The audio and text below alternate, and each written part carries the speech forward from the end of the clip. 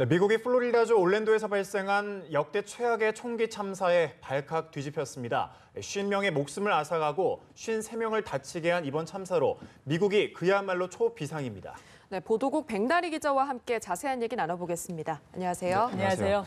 네, 정말 믿을 수 없는 사건입니다. 먼저 사건 경위부터 소개해 주시죠. 네, 이 사건이 발생한 시각이 토요일 밤에서 그러니까 일요일 새벽으로 넘어가는 시간이었습니다. 그러니까 네. 주말에 가장 어떻게 보면 평화롭고 잘 사람은 자고 즐길 사람은 즐기는 가장 좀 평화로운 시간대였는데요.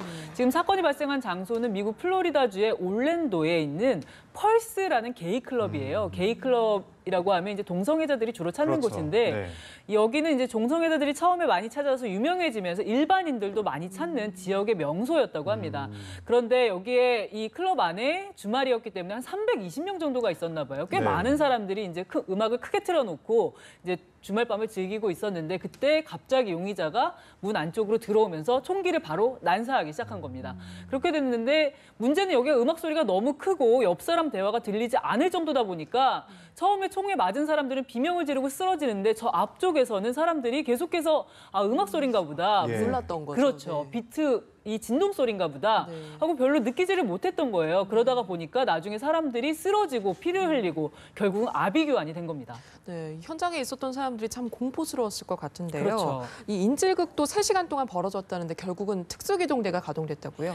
네, 이게 처음에 이렇게 총격이 시작되고 나서 이 용의자가 자동소총과 그 권총을 가지고 계속해서 무차별 총기 난사를 하게 됐고요. 예. 그리고 이제 경찰이 출동을 했는데 그때부터는 3시간 동안, 그러니까 새벽 2시부터 새벽 5시까지, 그러니까 아주 정말 견디기 어려운 시간에 이 인질극이 벌어진 겁니다. 결국은 경찰 그 특수기동대가 그 벽을 허물고 그 클럽의 벽을 허물고 그 안에 진입해서 그 과정에는 사실 여러 가지 판단들이 있었겠죠. 네. 사실 그 진입을 했을 때는 이 용의자가 흥분해서 또 총기를 난사할 수도 있고 그래서 이 특수기동대가 진입하기 전에 바깥에서 폭발물을 터뜨려서 이 용의자의 주의를 분산시킨 다음에 그 벽을 허물고 그 안에 들어가서 인질들을 구출하게 됐습니다. 네, 정말 최악의 참사인데 용의자가 아프가니스탄계 미국인이라고 하는데 어떤 사람인가요?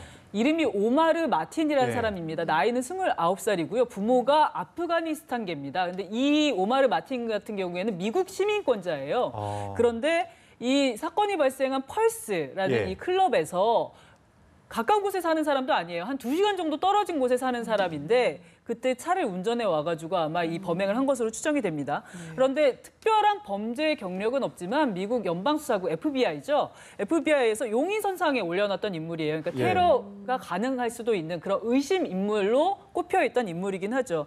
그런데 이번 참사를 벌이기 전에 9.11에 전화를 했다고 해요. 이 오마르 마틴이 전화를 해서 나는 IS, 그러니까 그 중동 지방에서 활약하고 있는 그 순위파 무장단체죠. 예. 이슬람 국가에다가 충성 맹세를 했다라는 말을 하면서 2013년에 그 뉴욕에서 보스턴 마라톤 대회가 있었는데 그때 예. 테러 사건으로 유명했죠. 그때 보스턴 마라톤에서 결승점이 다 돼서 그때 당시에 그 폭탄을 터뜨리면서 이제 사람들이 많이 죽고 아비규환이 되고 그랬었는데 그 보스턴 테러 사건도 언급하면서 그러니까 마치 자신이 테러를 감행할 것처럼 얘기를 한 상태에서 이 범행이 이어졌고요. 그리고 이슬람 국가의 연계 매체가 있는데 그 아마크 통신이라는 데가 있습니다. 예. 거기에서 이번에 이 올랜도 총격 사건은 우리 IS 전사가 한 것이다라는 그 이를테면 뭐 보도 같은 것들도 올라왔어요.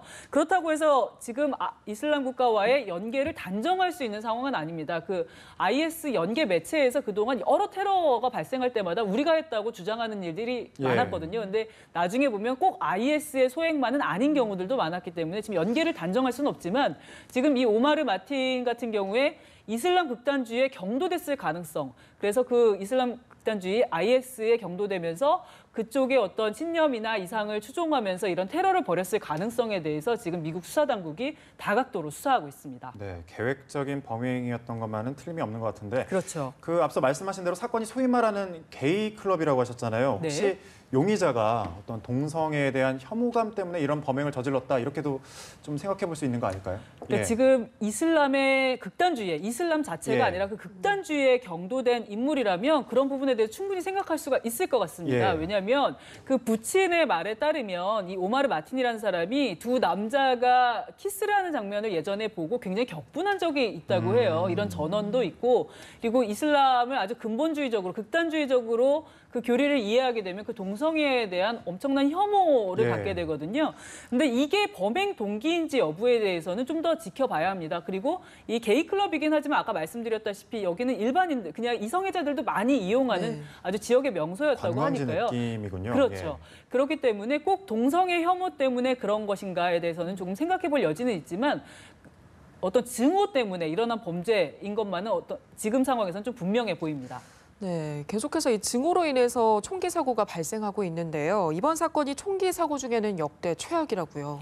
네, 지금까지 미국에서는 다 아시다시피 크고 작은 총기 사고가 거의 정말 연일이라고 네. 해도 좋을 정도로 계속해서 들려오고 있는데요. 사실 지금까지 역대 최악이라고 한다면 2007년에 버지니아 공대에서 있었던 사건이에요. 아마 기억을 많이들 하실 텐데요. 한인 학생 조승희가 그때 총기를 학생들과 뭐 교수들과 직원들에게 난사하면서 그때 30명이 사망하고 32명이 부상하는, 그러니까 60명이 넘게 다치고 목숨을 잃는 사건이 발생을 했었습니다. 그때 그 사건이 미국 역사상 최악의 총기 난사로 이제 기록이 돼 있었는데 이번에 이제 50명이 사망을 하고 53명이 다치면서 그 기록을 이렇게 말하기는 좀 그렇지만 경신하게 된 거죠. 미국에서는 사실 계속해서 정말 끔찍하다, 잔인하다라고 말할 수밖에 없는 그런 총기 난사 사건들이 계속되고 있는데 그중에 하나가 2012년에 그 미국의 샌디훅 초등학교라는 데에 용의자가 총기를 들고 들어가서 어린 아이들한테 난사를 한 겁니다. 그래서 20명의 어린 아이들이 목숨을 잃었어요. 근데 모든 생명은 무고하긴 하지만 이 어린 아이들이 정말 무슨 죄가 있다고. 그래서 이 미국 사회에서 그때 정말 발칵 뒤집혀서 우리가 지금 총기를 이렇게 계속해서 놔둬도 되는 것이냐라는 자성의 분위기가 일기도 했고요. 그때부터 버락 오바마 대통령은 총기 규제에 우리가 강력하게 나서야 된다. 언제까지 각자가 총기를 소유하고 총기를 마음대로 쏠 수 있는 사회에서 우리가 불안하게 살아야 하느냐, 이런 입장을 밝히기도 했습니다. 네, 실제로 무슨 좀 대책이 좀 필요해 보이긴 한데 상황이 이렇다 보니까 미국 정부는 지금 뭐 초비상 상황이겠네요.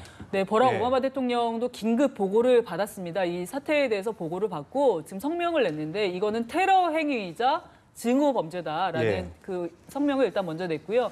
그리고 지금 법무장관 로레타 린치 법무장관이 지금 중국에 가 있어요. 예. 근데 지금 이 중국에서는 사이버 테러 대응에 대한 이제 강력 회의가 열리고 있는데 거기에 참여를 하고 있다가 급거 모든 일정을 취소하고 지금 귀국을 하고 있습니다. 미국에는 국토안보부라는 곳이 있는데요. 지금 국토안보에 관련된, 그러니까 테러나 뭐 이런 모든 사안에 관련된 것들을 총괄하는 그런 부처예요. 여기 국토안보부 장관도 지금 예.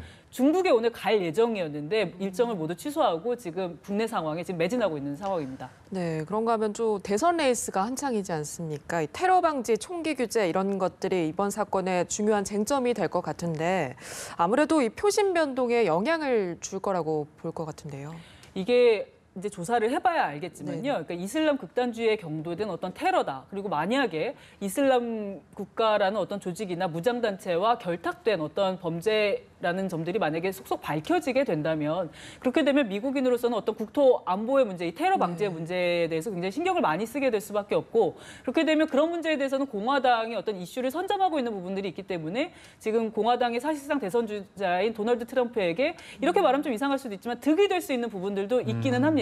예. 하지만 지금 미국에서 계속해서 이렇게 총기 난사 사고가 발생하고 있고 언제까지 우리가 이렇게 총기를 보유하면서 불안하게 그 위험을 감수하고 살아야 하느냐 이런 여론이 이제 비등할 수도 있는 부분들이 있기 때문에 그런 부분에 있어서는 또 민주당이 이슈를 선점하고 있는 부분들이 있거든요. 그래서 민주당 쪽에서도 아마 이 총기 규제에 대한 이런 어떤 어젠다를 설정을 하면서 계속해서 우리가 이제 총기를 규제하는 쪽으로 사회가 나아가야 한다고 아마 주장을 하고 나올 것 같고요. 아마 공화당 쪽에서는 아무래도 이 테러 방지 그리고 어떤 그 외부에서의 혹은 내부에서 자생적 테러리스트의 그 테러 위협에 대한 어떤 고강도 대책 같은 것들을 가지고 대선의 쟁점으로 삼지 않을까 이런 생각이 듭니다. 네, 이번 사건도 피해자가 일반인이고 지금 뭐 최근에 이런 사건들을 보면 소프트 타깃이라고 하죠. 일반인이나 관광객들이 이렇게 당하고 있는데 이게 뭐 이유가 있을까요? 그러니까 최근에 예. 보면 말씀하신 것처럼 그런 소프트 타깃을 이제 겨냥한 테러가 급증하고 있는 것이 현실입니다. 예전에는 이를테면 주요 인물 아니면 주요 시설에 대한 테러를 감행해서 이제 예. 존재감을 과시하는 일들이 이제 대부분이었는데, 근데 요즘에 보면 많이 보도에서 보시다시피 이를테면 뭐 벨기에에서 지난 3월에 일어났던 유럽연합 본부 바로 앞에서 지하철역에 사람들이 그냥 다니는 곳에서 폭발이 일어나요. 그리고 공항, 국제공항, 벨기에 국제공항에서도 폭발이 일어나서 그때 30명 넘게 죽고 그리고 100명 넘게 다쳤는데요. 그러니까 그런 상황이나 아니면 파리 테러, 작년 말에 일어났었죠. 예. 파리 테러 같은 경우에 공연장이나 파리 시내 전체에서 동시다발적으로 총격과 폭발이 일어나면서 그때 130명 넘게 사망했습니다. 이 사람들은 사실 테러와도 상관이 없고 아무 그 테러 단체에 위협이 되는 사람들도 아니고 그런 것들이 다 무관한 사람들인데도 이런 소프트 타깃을 이제 겨냥하는 이유는 전 세계 어디에서나 이런 테러가 발생할 수 있다라는 공포를 심어주는데 어떤 목적이 있는 것 같고요.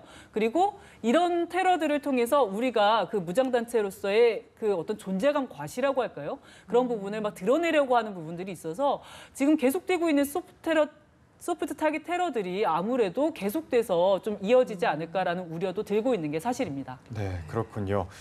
미국 플로리다주 총기 참사 사건과 관련해서 백나리 기자와 함께 내용 짚어봤습니다. 말씀 고맙습니다. 고맙습니다.